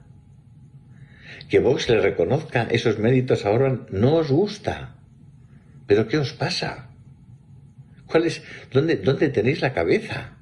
O sea, ¿no habéis proferido una sola denuncia a Ursula von der Leyen con la posición que ha tenido en tantos y tantos temas de falta de transparencia, de corrupción constante en Europa, en el Parlamento Europeo, en las instituciones europeas? ¿No habéis proferido una crítica contra Biden, que ha promovido todos estos años un montón de violaciones de derechos, de guerras, que ha promovido el aborto por todo el mundo, que ha promovido la doctrina woke, hasta el punto de que ha tenido que venir Trump a definir que en los Estados Unidos solamente hay dos sexos, hombre y mujer? Y todo eso, ¿y cómo podéis soportar tener la misma posición en la COPE, en El Mundo, en Voz Populi, en El Confidencial? ¿Cómo podéis sostener las mismas tesis que El País, Público y El Diario.es o El Plural? Pero, ¿os cabe en la cabeza eso? ¿Sabéis lo que piensan? ¿Estáis leyendo los comentarios que hacen a vuestras noticias y a vuestros titulares vuestros propios lectores? ¿Los estáis leyendo? Pues está muy bien que viváis de la publicidad institucional y que no queráis perderla. Pero, hombre, de ahí a que eso os lleve a engañar a vuestros lectores, a manipular a vuestros lectores, que la radio de la Iglesia Católica mantenga posiciones como las que mantiene en los temas de inmigración ilegal, en los temas de aborto, en los temas de... Es que ahora os volvéis contra todo lo que defendéis o no defendéis, y ahora está por ser provida más que nadie. Decís que es que Vox se ha aliado en Europa con Marine Le Pen, que defiende el aborto.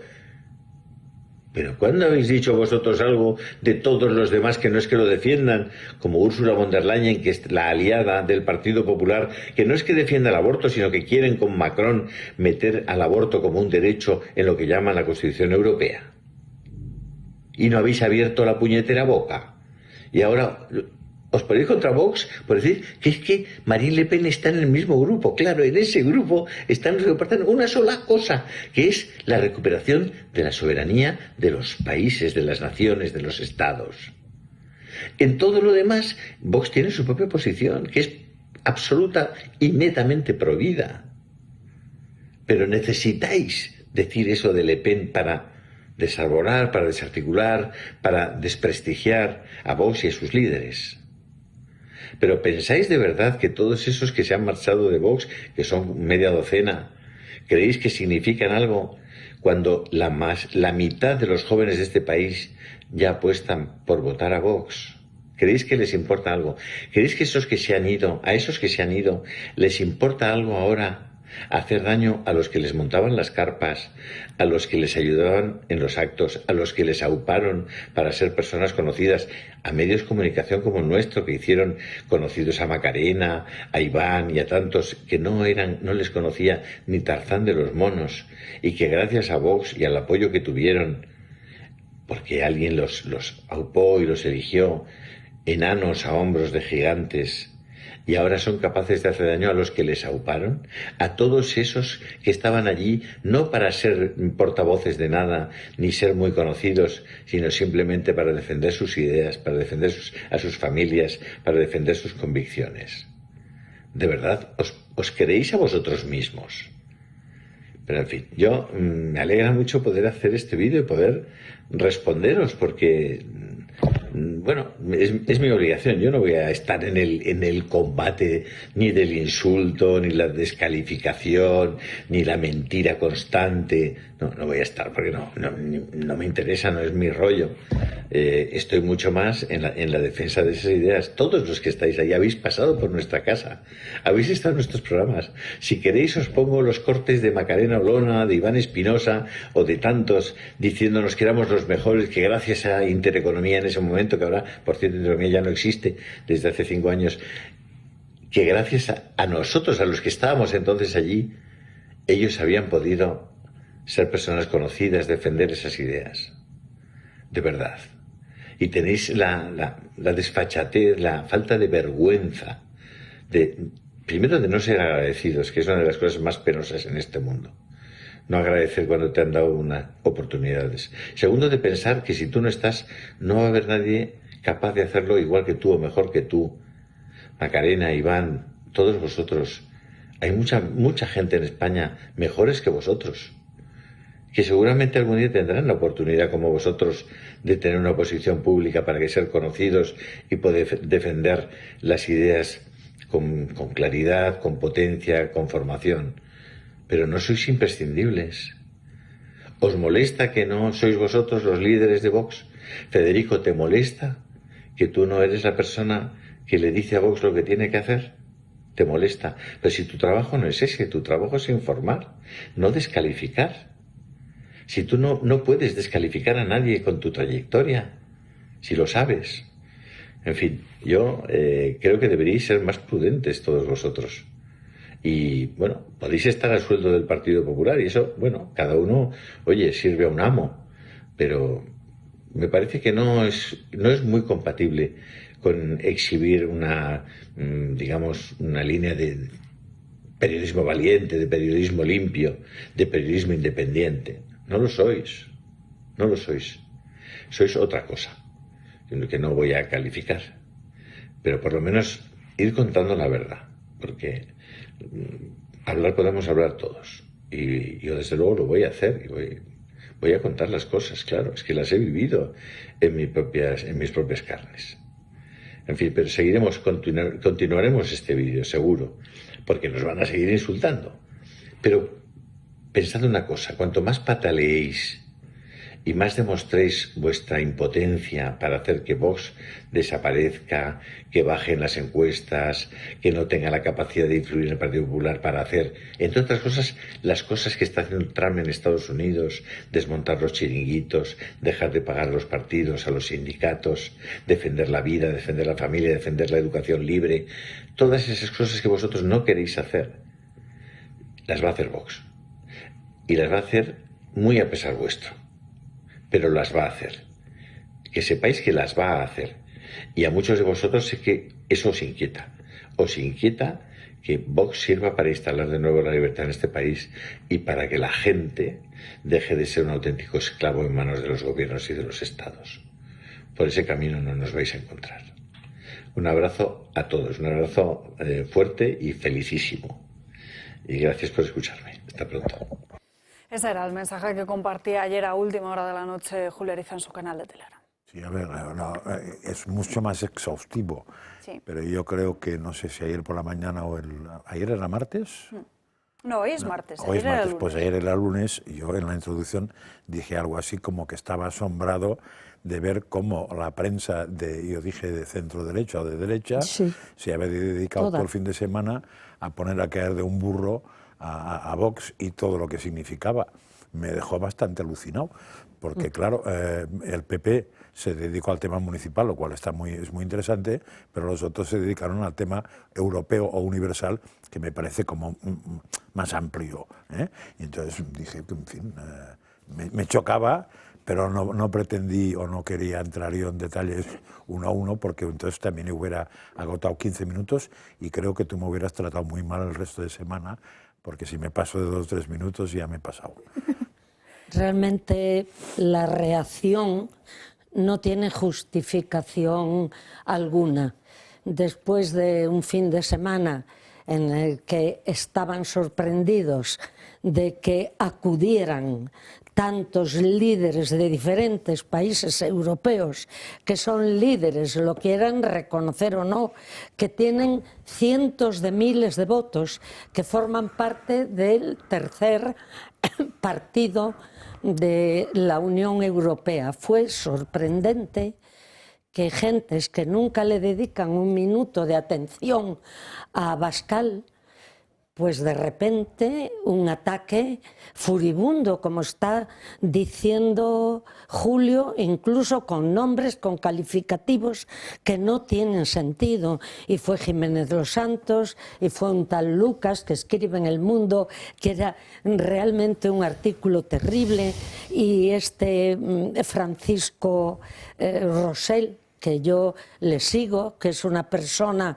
que durante muchos años ha demostrado auténticas barbaridades del Partido Socialista, y de repente escribe un artículo, era directo, sobre Abascal, que yo pues que no conozco a Abascal, digo, creo que como líder no puede pensar en todos los objetivos y motivaciones que está señalando aquí Rosell. O sea, es algo de lo que no se había tratado en esas reuniones, por lo que yo vi en quienes la retransmitían, os vi a vosotros. En fin, lo que se pide es objetividad. Si sois de otros grupos, sois de otros grupos. Si pertenecéis a Patrios, ¿qué pasa? ¿Que ha molestado que sea presidente de ese grupo el señor Abascal? Porque hay algunos que también han dicho que el Partido Popular no ha cultivado demasiado sus relaciones exteriores, lo que has dicho tú. Pero ¿qué tiene que ver eso para decir que son prorrusos? ¿Pero en qué son prorrusos? Bueno, ¿Por qué? No se habló de Putin en ningún momento. Yo lamento en lo personal totalmente que Julio y su familia haya sufrido ataques. Lo lamento seriamente. Lo demás, una vez más, la derecha española, el arco de la derecha española, el arco del amplio arco en el que se encuentra la derecha española, por posiciones a las que muchísimas veces se coloca el ciudadano y el votante y el militante, en virtud de las reacciones que le da partidos a los que se ha sentido próximo, que vayan con la muleta de torear del presidente y de Moncloa, que es, conducidos por esa muleta, vengan a destruir la posible sustitución en número de en unas votaciones en el que la derecha tiene que derrotar al Partido Socialista, o no al Partido Socialista, que está derrotado, sino a la combinación de poder que tenemos en España. Una combinación de poder asquerosa, o sea, asquerosa. O sea, que la combinación de poder esté en poder unir a la derecha catalana con unos con misión soberanista y en lo coincidente con RC, que es de izquierdas. Hemos contemplado este fin de semana lo que ha pasado con el PNV y las reacciones ante la amenaza clara, no de la amenaza, que ya la ha superado claramente Batasuna. ¿Para qué? Esto es una situación en la que ya no tiene más remedio, se cargó a Ciudadanos y ahora hay que cargarse a Vox. Y esto está claro, O sea, que unas elecciones próximas en las cuales, bueno, y yo creo que la torpeza de la derecha, de unos y de otros, pueden terminar haciéndonos eternos este tránsito del desierto, porque algunos estamos soñando que se debería salir pronto. A ver, yo he hablado de ataque genérico. Si entro en el tema de los ataques a Julio y su familia, estoy contigo, Antonio, pero no solamente porque me cabree profundamente y no acepte en absoluto los ataques ad hominem, sea cualquiera el atacado, sino porque en el caso de Julio y su familia, pues forman parte de mi círculo más íntimo, son no amigos, no, más que amigos, fundamentalmente él, pero su familia, parte de su familia muchísimo también, y estoy dispuesto a hacer lo que necesite y haga falta, como a él ha hecho conmigo. Muy bien. Pues con esto nos vamos a la última pausa de publicidad del día de hoy, que ya vamos un poquito más tarde de nuestra hora habitual, y a la vuelta seguimos hablando de otras cuestiones.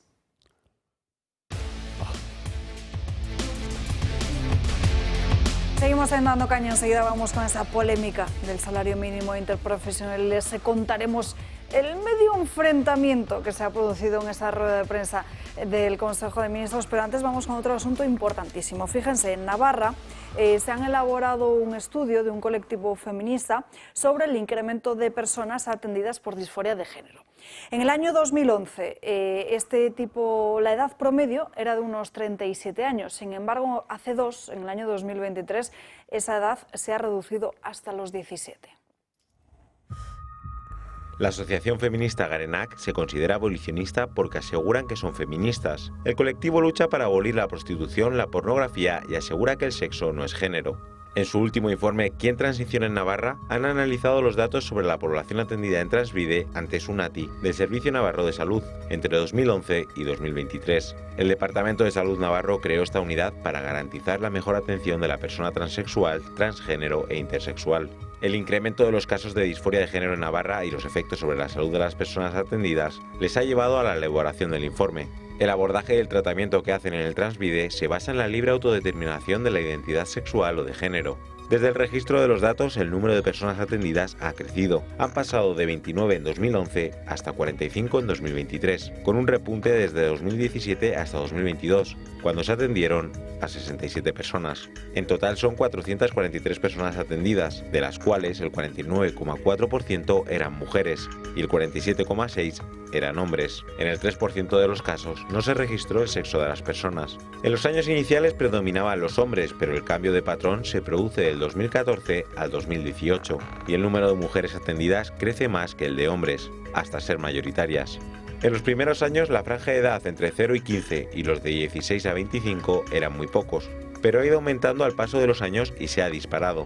Transvide atiende cada vez más a menores. Del total de personas atendidas, el 42% eran menores de edad y el 69,5% eran menores de 25 años. En 2023, este grupo ha supuesto casi un 64,4% de los casos. Y la mayoría de las situaciones en menores se refiere a niñas, un 58,5%. En personas mayores de edad, los hombres suponen el 52% y llega al 100% en mayores de 56 años. Al paso de los años se atiende a más personas y la edad es cada vez menor. Las consecuencias para la salud, especialmente en los menores, están siendo graves. Desde Garenac Radfen han solicitado al Departamento de Salud y al Gobierno de Navarra un informe exhaustivo para evaluar los resultados de los tratamientos, terapias e intervenciones que se llevan a cabo, y también la suspensión de tratamientos con bloqueadores de la pubertad en menores de edad. Es preocupante porque estamos hablando que la mayoría de estos casos se está dando en niños menores con 17 años y que además en la mayoría de esos casos personas que no, o niños mejor dicho, que no tienen una madurez suficiente para reconocer qué es lo que les está pasando, ¿no? Pues es horroroso, que yo considero que el niño está en la edad pediátrica. No dice la edad que ha dicho niños, y yo me refiero a los niños esos. Es horroroso que la sanidad pública de una comunidad autónoma como la Navarra, en la que está gobernando una mezcla de Bildu y el PSOE, pues evidentemente estén tomando en serio el que los niños puedan empezar a tomar hormonas e incluso a configurar orgánicamente algo de su físico.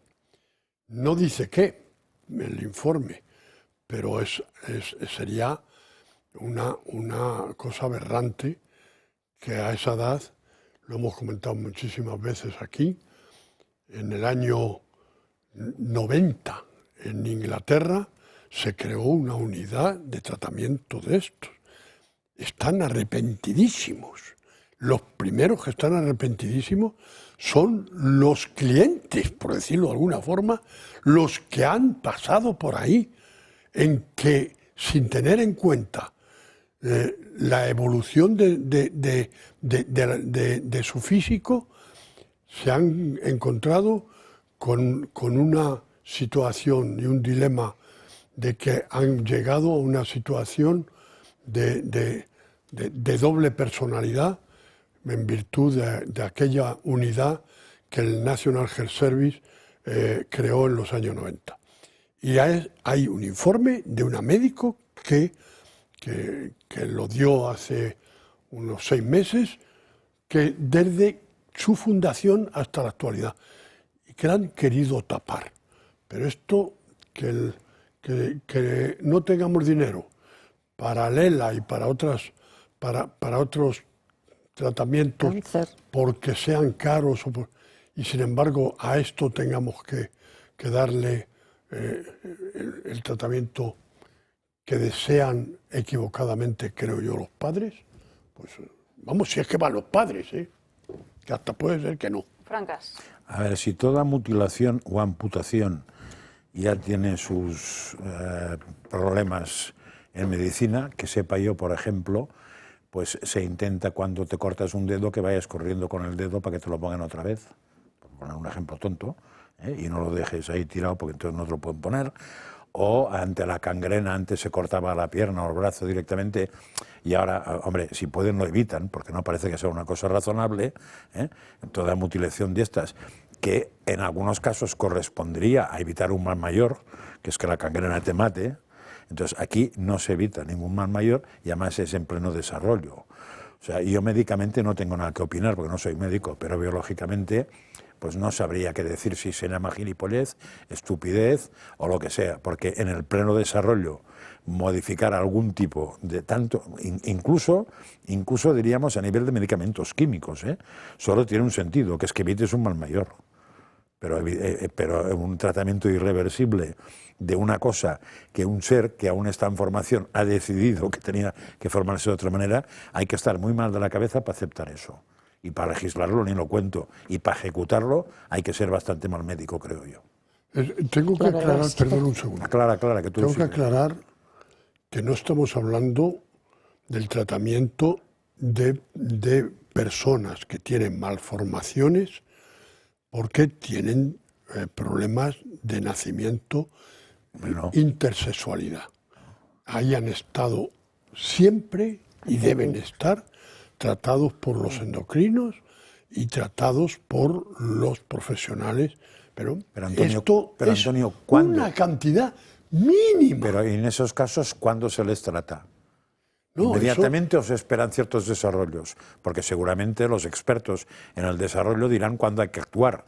Claro, pero... No será inmediatamente, o sea, no será al nacer un niño que le enchufen hormonas para tal. Supongo que estará estudiado para ver el desarrollo, ¿no? Claro, pero es que en algunos casos tienes que extirpar un ovario cuando realmente o tienes que estar pensando en una malformación genética del aparato sexual externo, genético.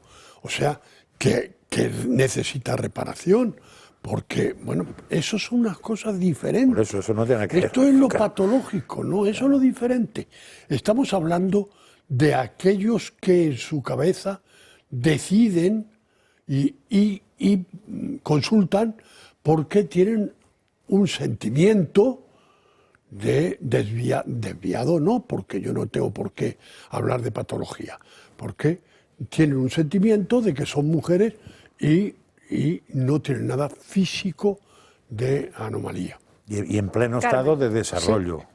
Sí. En pleno estado, no una vez acabado el desarrollo, sino en pleno estado de desarrollo. La verdad es que ante los conocimientos científicos de los demás no tengo mucho que decir, pero me parece que los de este informe que hacen alusión al número de casos de antes comparados con los de ahora, tendrán que ver las causas de por qué se ha llegado ahí y si son, como tú dices, porque eran malformaciones congénitas o por otras cuestiones, o si la manera de exponer la situación actual de las leyes actuales pues les ha llevado a un aumento tan enorme, porque eso hay que verlo. Y luego también algún día habrá que valorar lo que gasta la sanidad, aunque está dividida por las diferentes comunidades autónomas, en una serie de cuestiones cuando tú, como muy bien has dicho, dicen que no hay dinero para el ELA y ahora pues ya terrible para algún tipo de cáncer que no quieren aceptar el pagar medicamentos porque son muy caros y sin embargo se están realizando gastos sanitarios muy cuantiosos en cuestiones que no se nos ha demostrado si son tan graves o si son mortales, como pasa con los cánceres.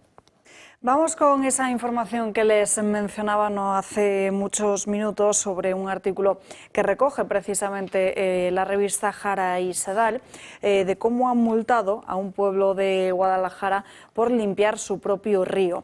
Ha sido la Confederación Hidrográfica del Tajo quien ha decidido imponerles una multa de 2.600 euros al ayuntamiento de un pueblo perteneciente a esta provincia. Esta sanción, además, según destacan en este artículo, corresponde a un 10% de las cuentas municipales de esta localidad, que tiene apenas unos 47 vecinos. Lo que dice el alcalde es que esta limpieza se había producido, pero con una previa autorización de la propia Confederación y que, aunque no lo hubiese tenido, dice que si, sin tener en cuenta los detalles, si no hubiesen llevado a cabo esta reparación, la contaminación que había precisamente en ese río hubiese continuado durante una semana y que hubiese empeorado muchísimo más de ahí a los próximos días.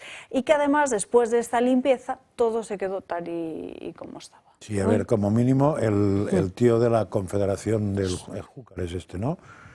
Este es del Tajo. Esto es del Tajo. Pues el cerebro que dirige eso, como mínimo, es huérfano de grandes neuronas, porque como mínimo es imprudente. Es decir, hacer eso ahora, cuando hay claras sospechas de que la Dana, que no fue Dana, sino la riada tuvo bastante que ver con la puñetera manía de no limpiar los cauces, como mínimo es mear fuera de hora, no de tiesto, sino de hora.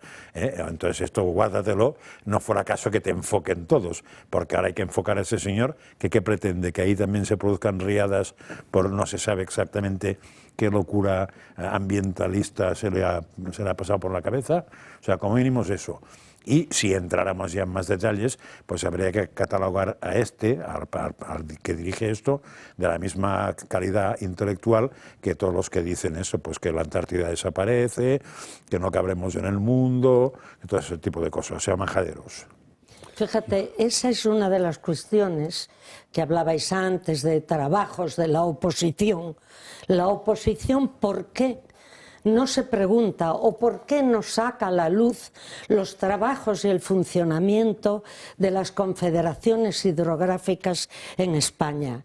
Yo viví en un municipio que tiene el río Támega Galicia, pero pertenece a la Confederación del Duero porque es afluente del Duero y por tanto no está en la autonomía gallega esa confederación.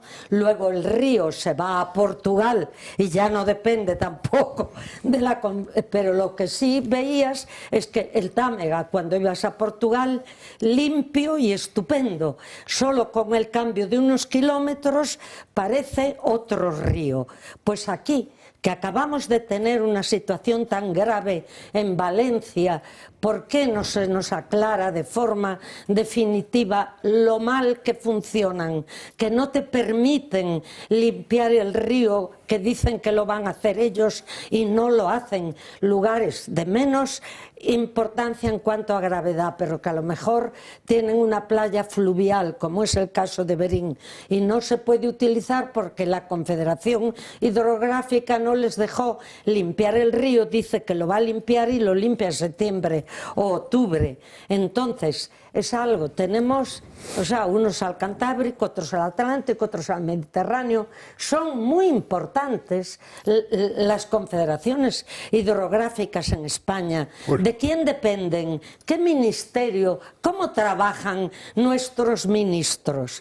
Eso es de una responsabilidad terrible y la oposición tiene que denunciarlo. La dependencia parece clara que es del Ministerio de Ambiente moderno, sí, de la que se ha ido a Bruselas. Lo que desde luego está claro es que las confederaciones es un poder, el que tienen tradicionalmente y que la democracia no ha pasado por ahí. No. O sea, yo lo admiro. O sea, realmente no lo admiro. O sea, yo digo, bueno, nada, me parece que esto es así. Yo no... Están el por Tajo encima por ahí, por de Guadalajara, diputaciones, de comunidades autónomas. El Tajo por Guadalajara tenía tanta autonomía cada pueblo que le iban metiendo los árboles por el río que nos lleva. O sea, el Tajo iba llevando. O sea, antes mandaban mucho los pueblos, ahora no mandan nada. Vamos a terminar hablando del salario mínimo interprofesional, pero antes quiero que vean los nuevos WhatsApps ligados al caso Koldo, que esta misma mañana recoge OK Diario en su portada y que salpican directamente a la presidenta del Congreso de los Diputados, a Francina Armengol. Lo están viendo en sus pantallas y estos mensajes muestran cómo el asesor de Ábalos presionaba directamente a Armengol para que mantuviera una reunión con todos esos empresarios que actualmente están investigados. De hecho, el mensaje dice así: por favor, puedes comer con ellos mañana algo rápido en un reservado y así mejor, es que los vuelos los tienes fastidiados, dicho de una forma más elegante. Eso es lo que escribió el asesor Armengol, añadiendo después: si comes con ellos en una hora te voy a querer siempre, acompañado de numerosos símbolos de corazones. Por otro lado, en página internacional, Donald Trump amenaza con el infierno para Gaza si no se liberan los rehenes antes del sábado a las 12 en punto del mediodía. Saturday at 12 o'clock, and after that, I would say all hell is going to break out.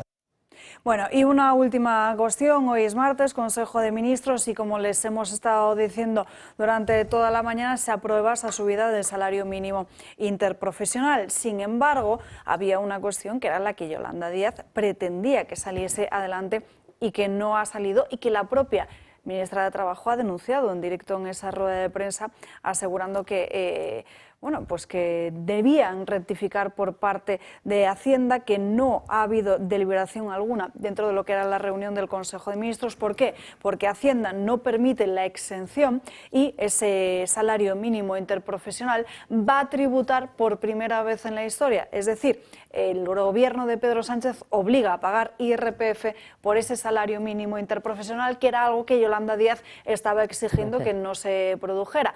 En esa intervención, después de que Yolanda Díaz pues lo haya calificado como una vergüenza y haya mostrado su indignación, Pilar Alegría ha recogido diciendo que el acuerdo había sido satisfactorio y que era por el bien de todos los españoles para esa subida del salario. Sí, a ver, lo que es importante es que todo el mundo sepa que eso quiere decir que si el gobierno dice que le sube 50 euros mensuales, por otro lado, le sube exactamente 20 y algo. Los otros se los queda. O sea que es una idea brillante el subir al salario mínimo y subir al pensionista y subir al jubilado para que así te suba el dinero que tienes tú para gastar. Sí. Con lo cual se llama cobayas, se llama ser cobayas, entonces no pasa nada. Si uno lo sabe, dice, yo estoy dispuesto a ser cobaya del ministro de tal y de este gobierno. Pero hay gente que le repugna esto y que espero que rechacen el votar a semejantes mendrugos que te toman Aquí el pelo lo que de esa se manera. ve una vez más que al final quien gana, como siempre, claro. es el gobierno. Dinero que ingresa y perjudica a patronos. Dirán ustedes, ¿cómo? Porque alguno de los sindicatos, al hablar de este tema y del éxito, se atrevieron a hablar de fondos de inversión, a los ricos, como siempre, cuando no se ha hecho por sectores que no será lo mismo los trabajadores o las grandes empresas que las pequeñas empresas. Pongámonos en el caso, por ejemplo, de una señora mayor, yo lo soy, pero que necesitas ayuda, probablemente con una pensión, aunque se la suban, no puede pagar el sueldo de una empleada de hogar, porque supone al final 1.184 euros, pero el seguro te lo sube a 2.000, más 2 pagas extraordinarias. Al final, siempre el gobierno, el beneficiado. Es una auténtica... Y ahora el gobierno, pues, si cobra IRPF, pues todo para ellos. Y el trabajador perjudicado también. Comprueben ustedes esa tensión en el Consejo de Ministros entre Yolanda Díaz y Pilar Alegría. Voy a decir lo que siempre digo, y es que hay que hacer pedagogía fiscal en España. Pero la pregunta no es si subir o bajar impuestos, la pregunta es quién tiene que pagar impuestos. Legítimamente no es nuestra competencia, nuestra posición es conocida y sí, a favor de la pedagogía fiscal, pero que empiece por arriba. No puedo desvelar el contenido del Consejo de Ministros, pero como este debate no existió, sí le digo que no hubo ni deliberación en el Consejo de Ministros, ninguna. Por tanto, me he enterado por ustedes ante los medios de comunicación. Yo únicamente por remarcar lo que decía la vicepresidenta, desde luego lo que es una posición clara por parte de este Gobierno es manifestar sobre todo la satisfacción de volver a aprobar una nueva subida tan importante del salario mínimo interprofesional como la que hoy hemos hecho pública. A veces, seguramente por la propia velocidad informativa, como se dice coloquialmente, saltamos las pantallas demasiado rápido. Bueno, se notaba la tensión y se veía a la propia Yolanda Díaz como que tiene toda la razón. Entrarse por los medios de comunicación antes que por tus propios compañeros, después de que para eso se supone que están las reuniones del Consejo de Ministros, ¿no? Para tratar estas cosas. Pues ya ven que no todos ustedes, ¿no? Que van y firman, ¿no? Porque eso fue lo mismo que sucedió con el decreto Omnibus. Habrá que sacar a la luz las mentiras, la hipocresía y la falsedad de esta ministra, que ahora es la manda más en Aragón, además. No hay papel para eso. Es vergonzante. Tendrías que poner una enciclopedia. Sí. Ya es no una cosa... 2 horas no nos bastan, entonces.